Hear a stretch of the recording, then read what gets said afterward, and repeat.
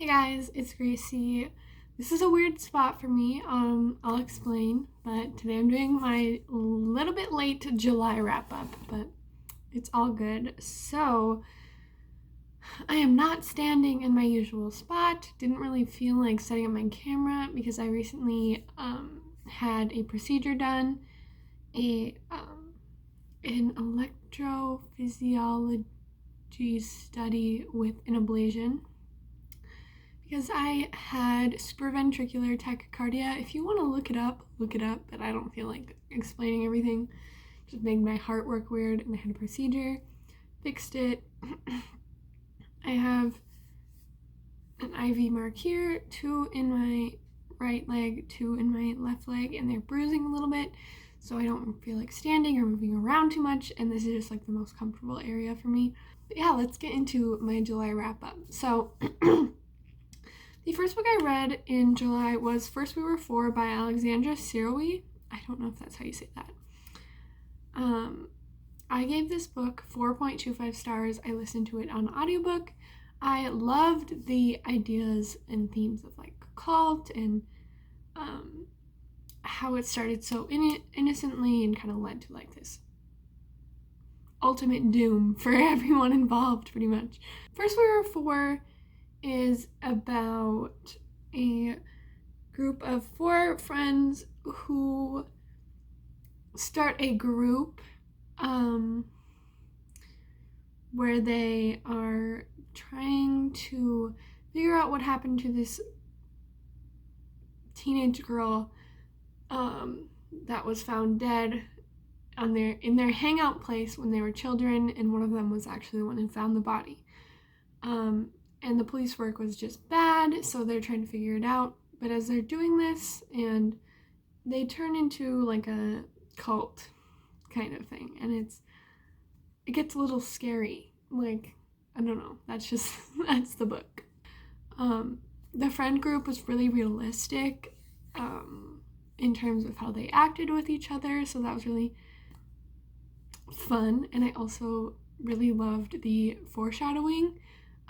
The book starts with a foreshadowed chapter, like first there were 4 and now there are 3. So you're like, oh, what happened?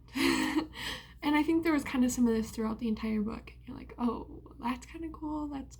Anyways, I enjoyed it. The second book I read in July was another audiobook, City of Ghosts by Victoria Schwab. City of Ghosts is about a girl, I don't remember her name. I think she's like 11 or 12. Her parents are like paranormal investigators, and they get a chance to do like this show where they go to different places, like in Europe, and that are haunted, and like do readings for those places and talk about the history of the hauntings and stuff. So it was a darker middle grade, which I really loved. It would have been perfect for me at 11, maybe even a little younger, because I was one of those people that maybe young adult books were a little too much for me, but a lot of middle grade was too immature for me. I didn't connect with it, so I liked darker things. I never really got scared of anything, so I think this type of thing would have been perfect. I also really loved the friendships in it.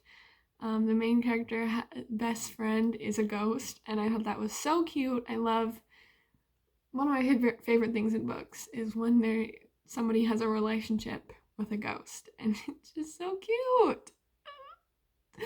So yeah, I'm really excited to read the second one. I think it's called Tunnel of Bones. It is released, so maybe I'll read it soon, but it was really good. The third book I read was The Weight of Feathers by Anna Marie McLemore. I gave this 5 stars. Anna Marie McLemore is one of my favorite authors in general, like maybe my favorite, tied with like 2 others. The romance was amazing. Anna Marie McLemore does such beautiful romance. I loved like the family dynamics, because this book is about two different families, the Palomas and the Corbeaus, and they both have like a hatred for each other. They both blame each other for something bad that happened to the families. And when Cluck from the Corbeau family saves Lace Paloma's life, she's kind of outcast by her family for coming near a Corbeau, and she ends up working with the Corbeaus, and it's really good. They have like both of these families are like traveling performers, kind of like circus acts, but like it's not a circus, they just do that one thing.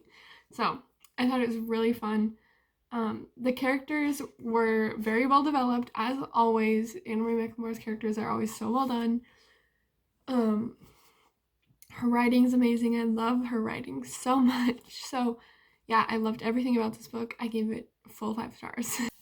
The fourth book I read was The Goldfinch by Donna Tartt. I'm going to set it down because it's really heavy and I'm not supposed to lift that much. I gave this book 3.75 stars. I listened mostly to the audiobook. I read some of the physical book, but mostly the audiobook.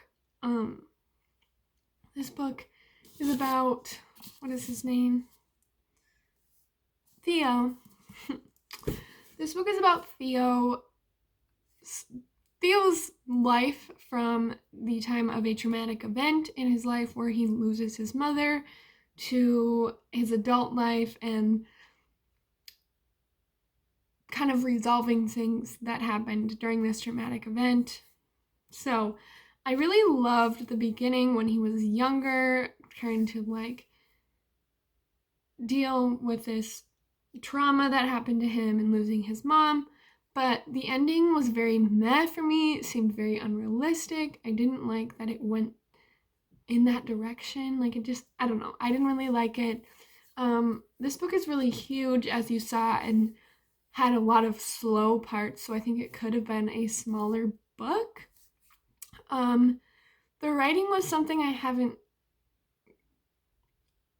experienced for a while. It was very, I don't want to say very intellectual, but it kind of was. It was definitely like an adult book where I'm used to reading YA, and although the writing may be beautiful and amazing, it's not as like smart, if that makes sense. So I think that's partially why this book takes so long, but also it's just too long in my opinion. I thought the characters were interesting, but I ended up giving it a 3.75 because I loved the beginning so much. I was so into it, but like after like maybe the midpoint, it kind of fell apart for me. I was like, don't care anymore.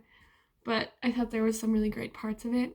These next 7 books that I'm going to talk about are the books I read for the reading rush. So I'm just going to tell you what I read and their rating. And if you want more of my thoughts, sorry, my voice is going, more of my thoughts, you can go watch my reading rush wrap up. Literally, they like put a breathing tube in me during the procedure, and it like scratched up my throat a little bit, so my talking's a little meh.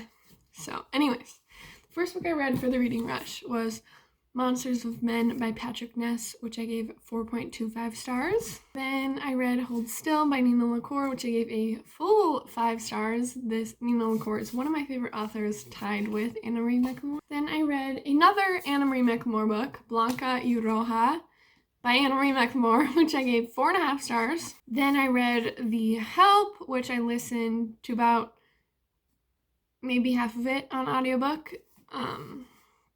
I gave this 4.25 stars. Then I reread Ghost Friends Forever #1, My Heart Lies in the 90s by Monica Gallagher and Kata Kane, which I gave 4.75 stars. Then I read Anthem by Ayn Rand, which I gave 4.75 stars, and I was required to read this book this summer for my summer English homework, in case anybody is interested in that. Then the last book of the reading rush for me was The Loneliest Girl in the Universe by Lauren James. I gave this a 3.75 stars. Those are my reading rush books. I have one more book that I read after. This book was The Orphans Tale by Pam Jenoff, I think is how you say her name. It's a World War II book about, or in the perspective of two females, one Jew and one like more teenage girl who actually stole a Jewish baby out of the back of a train.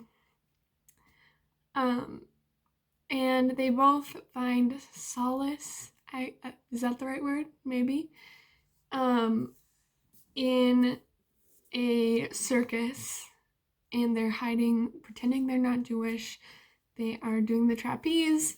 The writing was not that great in my opinion. I usually love historical fiction. I think it can be so amazing, and this just like was not it for me.